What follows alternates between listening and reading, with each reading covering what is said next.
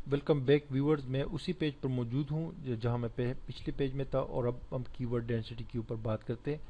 Keyword density basically keyword के मकदार को कहते हैं, यानी कि एक आर्टिकल में आपने कीवर्ड को कितनी बार रिपीट किया है या कितनी बार यूज़ किया है, उसको कीवर्ड डेंसिटी कहा जाता है। मिसाल के तौर पे एक आर्टिकल आपने 500 वर्ड्स का लिखा है और कीवर्ड जो है वो है पेजिनेशन इन पीएचपी, तो इस कीवर्ड को आपने कितनी बार उसमें यूज़ किया है।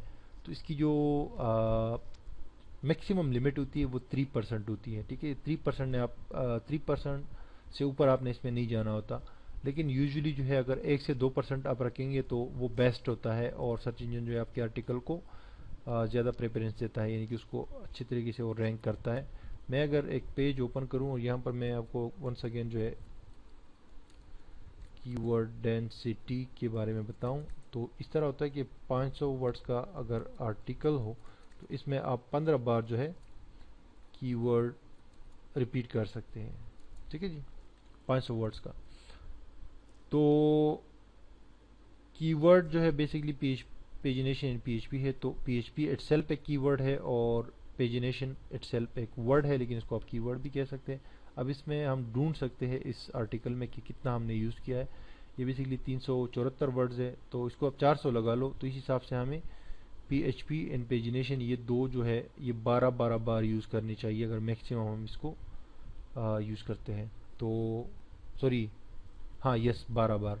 तो कंट्रोल एफ करके मैं फाइंड का जो है ऑप्शन यहाँ से निकाल लेता हूँ और इधर लिख देता हूँ पेजिनेशन इन पीएचपी। ये तो एग्जैक्ट हमारा वर्ड है। ठीक है जी, तो ये हमें 2 जगह और ये 3 जगह हमने इसको यूज़ किया है, ज़्यादा हमने ये नहीं यूज़ किया, यानी कि हमने तकरीबन 1% इसकी डेंसिटी रखी है जो मेन हमारा कीवर्ड है। अब अगर मैं इस पे जाऊँ पेजिनेशन पे, पेजिनेशन पे आपको यहाँ पर 11 रिजल्ट्स नज़र आएंगे। ठीक है, 11 बार हमने पेजिनेशन को यूज़ किया है, तो दैट्स मीन कि हम इसको एग्जैक्टली यूज़ कर रहे हैं, ऊपर नहीं जा रहे।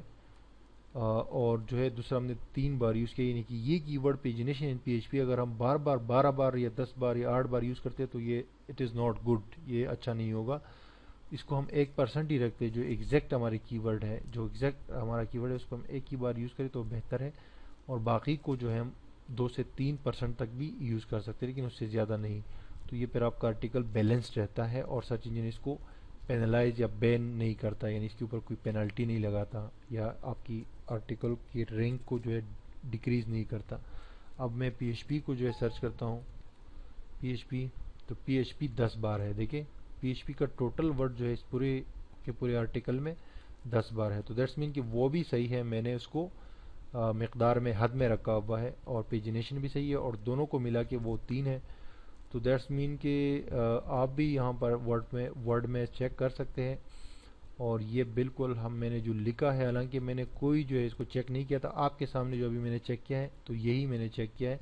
पहले मैंने लिखा था और मैंने इसको चेक नहीं किया है, क्योंकि मेरी अब आदत बन गई है और मैं जो है चीज़ों को इतना वो समझ गया हूँ कि जब मैं लिखता हूँ तो मुझे पता चलता है कि डेंसिटी कितनी जा रही है और लेंथ कितनी जा रही है, वो सारी चीज़ें मुझे पता होती है, यानी कि जहन में काउंट होती जाती है।